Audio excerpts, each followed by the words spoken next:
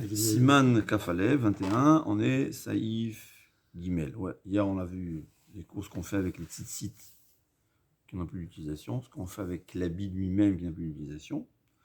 Maintenant on dit Journaour, Moutar, Likanes, Betzitzit, les Batakissi, on a le droit de rentrer avec nos talit aux toilettes. Ouais. Mais là, dit le Mishamboura, il s'agit du talit Katan.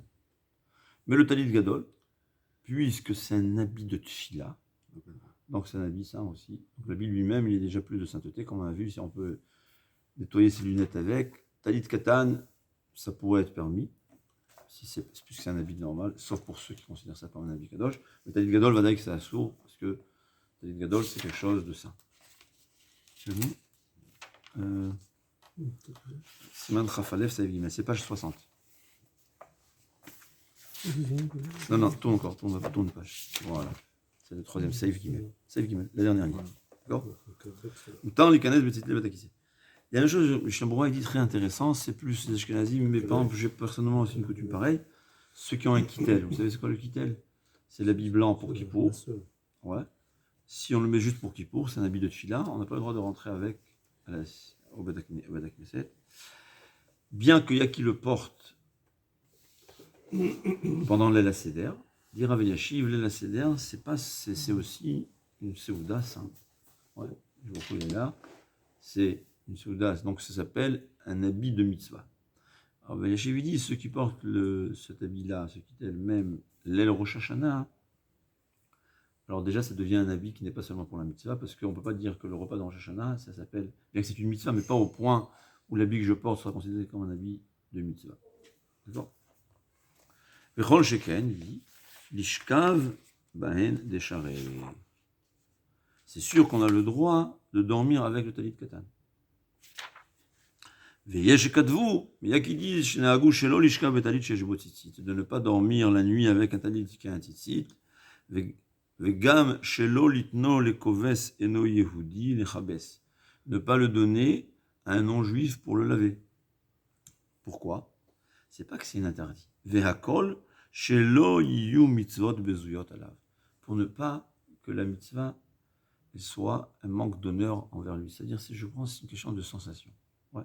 Si je dors avec, mais je pense que c'était surtout dans le temps où on dormait avec zéro habit, ouais, que là, c'est une marque un peu, c'est un manque de respect, mais c'est quelque chose du cœur, tu ressens comme ça. C'est pour ça que le Shulchan Aruch continue. Il dit on a l'habitude, oui, de dormir avec, et le Mishamoura, le Mefarshim, me dit c'est la même chose de le donner à un non-juif pour le laver. Il y a qui disent que l'idéal, c'est d'enlever les tzitzit, les défaire pour le donner avant de le laver. Bon, là, aujourd'hui, c'est toujours quelque chose, un calcul. Aujourd'hui, le talit, on ne peut pas le laver à la machine. C'est seulement au pressing. On ne peut pas ou on ne doit pas? Non, tu peux. On peut, oui. Mais il va s'abîmer, c'est de la laine. Moi, j'ai des programmes spéciaux pour la laine. Ah, j'ai pas réussi. Bon, peu importe. Si on peut, on peut. Bon, moi, mon talit, je le mets seulement au pressing, d'accord? Peu importe. C'est une question technique. Celui qui peut, il peut tant mieux. Ouais. Alors là, le minag vadaï qu'on peut donner à un non-juif, c'est donner, se laver, dormir avec, c'est une marloquette, concrètement parlant. Est-ce qu'il y a un bisayon ou pas? À mon avis, aujourd'hui, ça dépend comment il habille. Ouais. Celui qui a un pyjama entier, il veut le talit, je ne pense pas qu'il y ait un bisayon. C'est comme la journée. Mais il y a quand même, il y a qui ont pour cette raison un talit katan spécial pour la nuit. Bien qu'un talit katan spécial pour la nuit serait problématique. Pourquoi? Parce que c'est Ksut Laïla, et Ksut Laïla partout. Il y a qui disent porte-le de temps à autre en journée. Et il y a d'autres qui disent c'est par le Harizal. Le Harizal, il dit que ça protège. Ça protège peut-être surtout s'il est à Averroès, je ne sais pas. Ouais. Après le Harizal, il vaut mieux mettre. Il dit même un talit qui est un talit de nuit, que tu n'es pas vraiment accompli la mitzvah, mais la protection, elle existe quand même. Ouais, protection spirituelle, je parle surtout. Donc, et ça, il faut savoir. Les Mekoubalim, les Chassidim, ils dorment avec le tzitzit. Et il y en a beaucoup qui ont un tzitzit spécial pour la nuit. En général, aujourd'hui, quand on change, dès que tu changes, tu prends l'ancien, tu le laisses pour la nuit, il n'y a pas de problème. Il n'y a qu'au contraire, ils ne dorment pas la nuit avec. Ouais, c'est des opposés. Chacun y fait comme il le ressent. Moi, je ne suis pas être capable de trancher dans des... Je vois les deux possibilités, c'est pas des choses qu'on comprend. C'est côté Arizal, le Chazon Ish, il portait pas de tissit la nuit. Pas de balte aussi, de toute façon. Non, il n'y a pas de Baltossi. Saïf Dalet, Yesh, Lizaher, Kshadam, Lovesh Talit, Shelo Yigor, Titiot. Quand quelqu'un il porte le talit, faire attention que le fil ne traîne pas par terre. Pour moi, c'est un manque de respect, c'est un mépris. Mais là, ce qu'ils me disent, c'est seulement traîner. S'il est assis et ça touche le par terre, j'ai vu dans les posts qui me disent que c'est pas un manque de respect, bien. On n'a pas, là, ça voilà. Il faut aller d'après son cœur. On a le droit d'aller d'après son cœur. Même si la ça permet, si tu ressens un manque de respect, il vaut mieux que ce soit pas par terre. En tout cas, l'interdit, c'est seulement de traîner par terre. Si c'est juste déposer par terre, comme ça, j'ai vu les posts qui me disent, il n'y a pas de problème. Il y a eu à un moment donné une mode qu'il faut laisser le fil, ne pas le couper. Alors déjà, ils le laissent traîner par terre finalement. Toute cette gadole. Il y a aujourd'hui une mode très intéressante de laisser les fils très très longs, bien que c'est écrit que la beauté, c'est un tiers de tiers. Ouais. Oui, donc, il y a Normalement, moi j'ai essayé de faire un tiers de tiers, je trouve que c'est moche. Alors j'ai quand même un peu respect. On aime faire que tous les fils soient au même niveau, parce qu'il faut. C'est une question de beauté. Maintenant, voilà. C'est tout ça, c'est le cœur. C'est vrai que c'est mieux. Mais voilà, il y a les jeunes, ils aiment aller avec des titis très grands, gros. Bon, Hachem, au-delà Hachem qui t'offre. Ouais, j'ai vu ces vacances, c'est ça que j'ai vu un jeune, tu vois, avec une coupe, je veux pas dire comment, une kippa, je veux pas dire comment, avec des titres grands comme ça. Moi, ça m'a réjoui. Moi, je vois des gens pareils. Ah, bon, Hachem. Le signe extérieur de richesse, il appelait ça leur petit truc. Moi, j'appelle ça la Légion d'honneur. Ouais. C'est pour ça que je m'en vais avec kippa et tzitzit. Pour moi, je dis si j'avais une Légion d'honneur, je l'aurais laissé. Même s'il y a des gens qui vont traiter de ça juif, mais je suis content, je suis fier de ça. Et j'espère provoquer à d'autres personnes d'être fiers d'être juifs aussi. C'est ça le but principal. D'accord. Siman Kavbet 22, Uvo Saïf Echad, Kana Talit Ve'asabo Tzitzit Mevarer Shechianu. S'il a acheté un talit, il a mis les tzitzit, il faut faire Shechianu, de l'ogara Mekelim Chadashim. Donc d'après le Shulchan Aruch, la raison elle est parce que c'est un habit neuf. Et comme c'est pour un habit neuf, on doit faire Shechianu. Alors, il faut savoir, même un habit neuf, tout dépend de la joie. Donc, peut-être que dans des périodes où les gens étaient très pauvres, ou même s'acheter un sous-vêtement, ça aurait été Shechianu. Je sais pas. Parce qu'un sous-vêtement, c'est pas vraiment un habit, c'est pas évident. On va pas dire un sous-vêtement, mais on va dire un habit simple. Ouais. Mais, tout dépend de la joie. Donc, si c'est un habit de valeur, une chemise de valeur, si une chemise simple, il n'y a pas de joie, j'en achète tous les 2 jours, on ne va pas faire Shechianu. Ouais. Mais si c'est un habit de valeur, c'est très possible que quelqu'un qui vient en arabe, en Hachem, il a de l'argent, et tous les 2 jours, il s'achète un costume. Pour lui, s'acheter un costume, c'est comme s'acheter un café. Il n'y a pas de Shechianu. Parce que Shechianu, c'est, on remercie Hachem de nous avoir vécu ça, c'est une joie. Donc tout dépend de la joie. Alors en vérité, le Ramoshe Feinstein, il dit que celui qui achète un talit katan aujourd'hui, talit katan, c'est pas vraiment une joie. Alors ça dépend. Alors aussi, je trouve que ça dépend du prix. Ça dépend si tu achètes un talit katan, un tricot, que je sais pas si, je pense pas que c'est une joie. Si ça dépend, un talit katan en laine, on achète vraiment de temps à autre. Je pense pas qu'on achète tous les 6 mois, et encore, ouais, de fait, ou même une fois par an. C'est sûr qu'il y a une joie, surtout que c'est quelque chose de valeur. Un talit katan qui n'a pas beaucoup de valeur, ça je ne pense pas qu'on fait la bracha dessus, parce que je ne sais pas si on a une joie. Bien que le Shulchan Aruch dit qu'il faut le faire, on verra quand. Puisque le Shulchan Aruch va nous dire qu'on ne fait pas la bracha sur la mitzvah. On fait la bracha sur le nouvel habit. Ouais. C'est pour ça que si j'ai pas de joie sur le tzitzit, c'est un habit qui n'est pas de valeur, je n'ai pas de faire la mitzvah. Mais il faut savoir qu'il y a qui pensent qu'on fait oui, Shechianu sur une nouvelle mitzvah, surtout la question se pose pour les tefilines. Est-ce que pour les tefilines on va faire la Shechianu ou pas? Puisque le Shulchan Aruch a tranché que la Shechianu c'est sur l'habit, donc, et c'est pas sur la mitzvah que je fais à nouveau maintenant, donc la halacha elle est qu'on ne fera pas la bracha Shechianu sur les tefilines, bien que c'est une marquette. C'est pour ça que tout le monde conseille qu'un bar mitzvah, il faut, on achète un habit neuf. Bon, Hachem, aujourd'hui c'est faisable.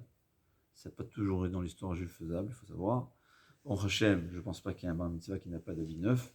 On achète un habit neuf, il le portera le premier jour avant de mettre les tefilines, et il fait Shechianu sur l'habit, et ensuite il va penser à exempter aussi les tefilines.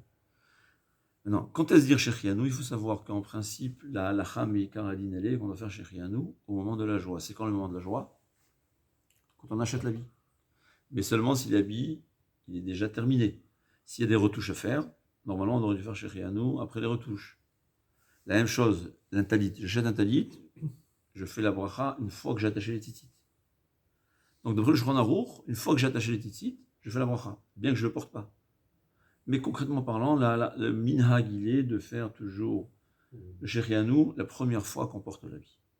Pour éviter les doutes, pour éviter... je pense qu'aujourd'hui, la joie... En plus, je pense que la joie, elle s'achève, elle est vraiment quand on le porte la première fois. Même un C'est pour ça- costume, même si on l'achète, on est content, mais c'est quand on le met qu'on se voit. C'est pour cela qu'apparemment, le minhag, c'est très possible que dans le temps, c'était différent. La plus grande joie était au moment de l'achat, au moment de le porter. Aujourd'hui, on a l'habitude de faire le Shechianu au moment, la première fois où on porte. La même chose pour les fruits. Normalement, on fait Shechianu quand on voit le nouveau fruit. C'est là la joie. Mais concrètement, le minhag, il est de faire au moment, la première fois qu'on mange. Pourquoi les tefilines, on ne fait pas? Hein? Pourquoi les tefilines? Au contraire, on a une joie extraordinaire, les tefilines. On achète une fois tous les Alors, quelque 20 chose, ans. alors, est-ce qu'on fait Shechianu sur une mitzvah qu'on fait de temps en temps? C'est bien que c'est la joie. Sur la mitzvah, Et qui disent c'est non, sur mitzvot de laver les notes. l'objet. Mitzvot de l'année. Nous, on ne fait pas Shechianu sur la mitzvah. On fait les mitzvot, si on fait le Shechianu sur une mitzvah qui est fixe, une fois par an, comme le loulav. Mais on ne fait pas une mitzvah que tu peux faire à tout moment et par hasard chez toi, c'était la première fois. Ah, d'accord. Ouais. Mm. C'est une marloquette. C'est C'est une marloquette. Il dit quelqu'un qui achète de nouvelles paires de tefilines, il ne doit pas faire parce qu'il dit que c'est son argent. Mais il y a un enfant qui reçoit cadeau des tefilines de son père, il pourrait faire Shechianu sur le cadeau qu'il a reçu. Bon, c'est Rav Shlomo Zalman, mais Tachles concrètement, c'est ça le minhag. Même pour la première fois, pour le bar mitzvah, il ne fait pas Shechianu sur les C'est pour ça qu'est-ce qu'on dit. On a l'habitude, tu lui achètes une belle montre, Comme ou un beau costume, ou un beau chapeau, comme tu veux, et il fera Shechianu dessus. la grenade à Ouais. Rosh Hashanah. Voilà. Non. À quel moment faire? Alors on fait la Shechianu au moment où on porte la première fois. Alors dans quel ordre on va faire? D'abord Shechianu et ensuite un mitzvah tzitzit ou l'état tzitzit, ou bien d'abord l'état tzitzit et après Shechianu. D'après les Sfaradim, on fait toujours la bracha sur la mitzvah et après le Shechianu. D'après Kanevski, il pense qu'il vaut mieux faire l'état tzitzit, faire le hitouf et ensuite Shechianu. Chez les Ashkenazim, c'est une marloquette. C'est une marloquette, c'est des coutumes différentes. Il y a qui font comme les Sfaradim, il y a qui font d'abord Shechianu et ensuite la bracha. Chacun de suivre son rav. On ne peut pas trancher dans les marloquettes. C'est surtout minhag. Chacun il fait comme ses ancêtres. Ils n'ont pas de problème pour la bar mitzvah, puisqu'ils mettent le talit à la bar mitzvah. Pour le tefillin, pour acquitter les Les tefillin. Sfaradim, tu as raison. Non, les Ashkenazim. Au contraire, les Ashkenazim, ils n'ont pas Ils de mettent pas de talit. talit, mais ils le mettent à la bar mitzvah. Non, mariage. Non, Ah, mariage. au mariage. Ah, tu as raison. Ils mettent C'est vrai. pas. Non, tu as raison, tu as fait raison. Apparemment, c'est pour ce que je vois, c'est des poskim ashkenazim qui ont un problème de Shechianu sur les tefillin. Mais les Sfarad, puisqu'on a un talit en général, on achète en même temps le talit. Donc c'est sûr qu'on fera sur le talit. Et on pourra résoudre le problème de Shechianu sur le talit qui sera valable aussi pour les tefillin. Tu as raison. On le met avant. C'est-à-dire qu'ils ils attendent le mariage, pas le talit. Oui, c'est le mariage, c'est vrai. Talit gadol. Talit gadol. Ouais. Et une autre chose, quelqu'un qui a oublié de dire Shechianu la première fois qu'il l'a porté. Alors là, il dit, tant qu'il le porte la première fois, il fera Shechianu. Une fois qu'il s'est déshabillé, la deuxième fois, il aura perdu la missa parce que la joie est déjà passée. D'accord? Siman Kaf Gimel 23. Mutar likanes bevet akevarot ve'u lavush tzitzit. On a le droit de rentrer au bet akvarot avec un tzitzit, mais à condition. Ve'u shelo yigra al-akvarot. Il ne faut pas que les tzitzit se traînent sur les kvarim. Valimhu nigra al-akvarot assour. Mais si les tzitzit traînent sur les tombes, c'est assour. Pourquoi? Mishum l'oreille larash. On ne peut pas s'imaginer. Le regret qu'ils ont, c'est. Quelle peine un mort il a quand il voit ça. Même si lui, il accomplissait des mitzvot. Ouais. Ah, C'est pour ça qu'il y a ça quand lui même- donne l'eau à la bouche. Hein? il y a quand même de coutume, même de les Les cacher, de les Très rentrer. bien, voilà. Au cimetière, on les rend. Bamen dvarim amurim, on verra, bimehem, shayou metilim tzitzit v'malbushim shloshim letzorech hatzma. C'est comme ça. Si on sait lire, c'est écrit, il faut faire attention que le tzitzit ne traîne pas sur la tombe.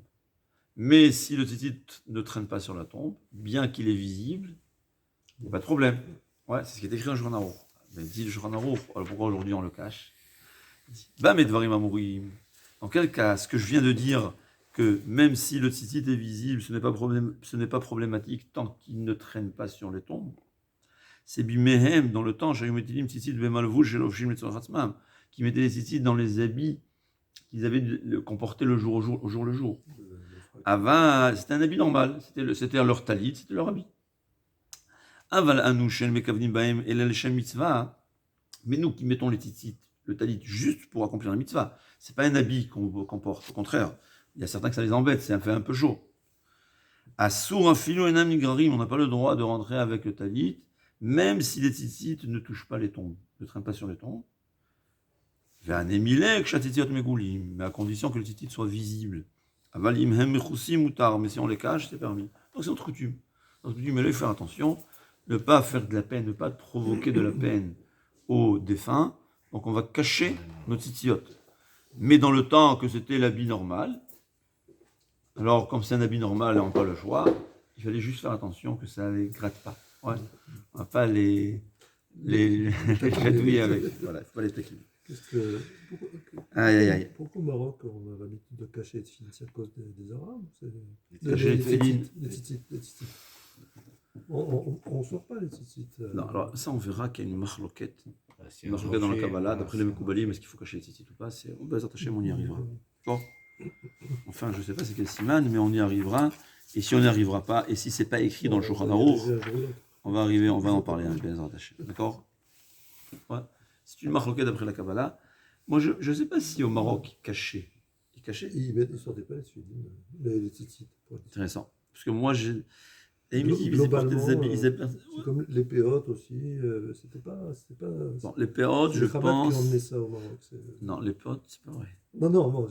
Les péotes, ma grand-mère, elle me témoigne que dans leur. Bon, je ne sais pas si toute la ville du Maroc, ils avaient comme les shkodes, comme les chassidim, les péotes comme ça, et rasés. Oui, dans le sud. Et il m'a dit que même dans les nouvelles villes, c'était comme ça, mais seulement l'Alliance qui a avant ça a modernisé.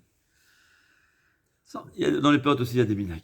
C'est-à-dire, c'est ça des minhagim. Kolechad, Nahara, ou Pashte la Moraine. Chaque fleuve, il a son chemin.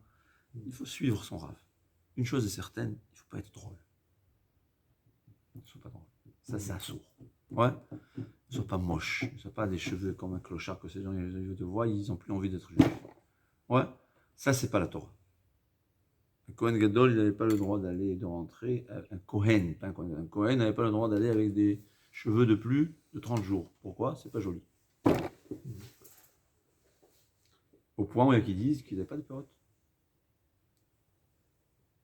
Période, c'est plus de 30 jours. Rav Yashi lui dit que la raison, elle est pourquoi le cheveu long, c'est parce que c'est pas joli. Alors si il faisait les Kohanim, il faisait des périodes beaux comme ça. Ça y est. Ouais. Maintenant, il y a d'autres rabbiniques qui vous diront autrement, chacun suit son rave. Moi, je suis convaincu que la Avodat Hashem, c'est être bien, correct. Alors, il y a des gens qui sont hippies par leur nature, je ne veux rien leur dire, évidemment. Ouais. C'est au contraire les pauvres, ils se sentent mieux comme ça, je dis pas ça. Mais la Torah soit présentable. Fais un Kiddush Hashem. J'ai un ami. C'est une histoire très intéressante. C'est un Rosh Kollel aujourd'hui. Ça fait déjà peut-être 25 ans qu'il a un Kollel. Il a transformé sa famille. Il a fait tchouva, un Français. Il a transformé sa famille. Vous savez, il voulait aller à la yeshiva. Vous savez pourquoi sa mère a accepté qu'il aille à la yeshiva? Parce qu'elle avait vu un autre ami à moi. Classe habillée, elle a dit, si c'est comme ça, tu peux aller à la yeshiva. C'est incroyable. Je ne sais même pas si l'autre, il sait. Moi, c'est mon ami, il m'a raconté l'histoire, que ma mère était d'accord parce qu'elle a vu à lui. Lui, je ne sais pas s'il sait. Il va arriver en rond, il va dire, tu sais, tu étais habillé classe. Grâce à toi, lui, il a fait tchouva. Il a fait faire tchouva à toute sa famille. Cousins et tout. Et lui-même, il a un collègue. Là, aujourd'hui, voilà, il a fait un halo il n'y a pas longtemps. Il a construit, il est en train de construire aussi un bâtiment à Yerushalayim. Incroyable. On ne peut pas s'imaginer combien. Il faut savoir, c'est Kiddush Hashem. On parle de Nikdashti, mais ça de Kiddush Hashem. Le Gemara dit quoi, Kiddush Hashem? C'est que les gens, ils te voient, ils disent, ça c'est quelqu'un de bien, je veux être comme ça. Mais comment savoir si on l'a accompli? Évidemment, on ne parle pas quand c'est une halakha. Ouais. Quand la halakha, elle oblige de le faire, le kiddush Hashem, c'est de faire la mitzvah, même si on se moque de toi. Je parle de quelque chose qui n'est pas halakha. Ouais. Est-ce qu'on va s'habiller bien ou s'habiller pas bien? Il n'y a aucune halakha qui te dit habille-toi mal. Au contraire, je pense que la halakha, elle dit qu'il faut bien s'habiller, parce qu'on est les rois, on est les princes, on est au service d'Hachem. On représente la Kadosh Baruch Hu.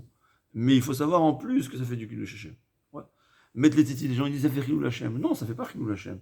Le fait qu'il y a des goyim qui te font la grimace, c'est pas ça Chilul Hashem. Je dis pas, il faut savoir, il faut s'adapter, il faut pas faire les choses, il faut pas crever les yeux des gens, c'est sûr. Mais le problème, il est que les juifs, ils ont tellement honte d'être juifs qu'ils font, ils s'assimilent. C'est pour ça qu'il faut mettre les tzitzit dehors. C'est pour ça que je dis. Ouais, ouais, il faut montrer notre fierté. On n'est pas, on a rien. On est fier de notre judaïsme. C'est un bisayon. Quitter le judaïsme, il n'y a rien de plus bas, de plus. Une tradition tellement riche, tellement importante. Qu'est-ce que tu es capable de regarder en dehors de ça? Comment tu es capable, Michlal?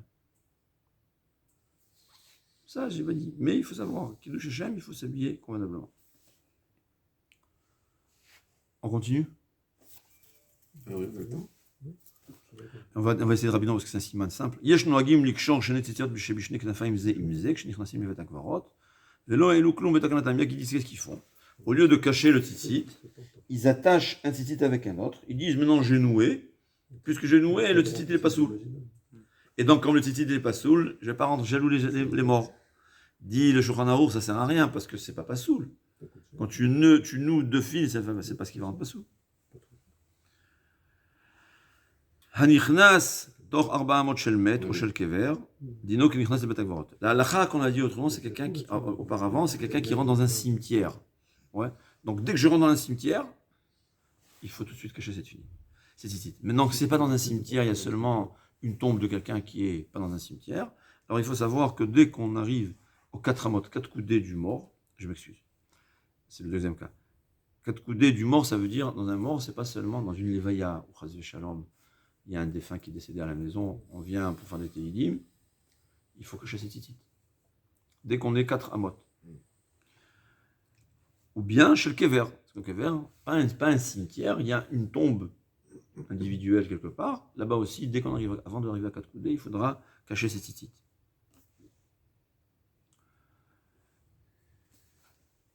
Bimakom shenoagim leasir tzitzit mitalit hamed babait. Là, c'est intéressant parce que apparemment. Donc, c'est-à-dire, apparemment, ça dépend. Il y a le défunt, il est à la maison. Si on ne lui a pas encore enlevé les tzitzit, alors, je ne sais pas comme j'ai dit tout à l'heure, on peut y rentrer les sacs et tzitzit, parce que lui aussi il a le tzitzit. Mais là où on a l'habitude d'enlever le tzitzit du défunt, donc même avant de l'avoir fait sortir, dans ce cas-là, imakatafim lovshim tzitzit mikalemechash behu mishum lo elagash, ceux qui portent le défunt, puisqu'on lui a enlevé le tzitzit au défunt, c'est l'oeg l'arache, ça se moque du mort, il faudra cacher ses tzitzit. Donc, pour récapituler, dès qu'on rentre dans un cimetière, il faut cacher ses tzitzit. Dès qu'on rentre dans les 4 coudées d'un mort ou 4 coudées d'une tombe individuelle, il faudra enlever les tzitzit. Quand on est le défunt, on n'a pas encore enterré, c'est avant l'enterrement, il y a apparemment 2 coutumes différentes. Si la coutume elle est de le laisser avec son tzitzit jusqu'à l'enterrement, on peut rester avec son tzitzit. Mais si la coutume est de lui enlever le tzitzit avant l'enterrement, il faut enlever son tzitzit, enfin cacher son tzitzit pour ne pas se moquer de lui. On a terminé Siman Kav Gimel. On avait dit qu'on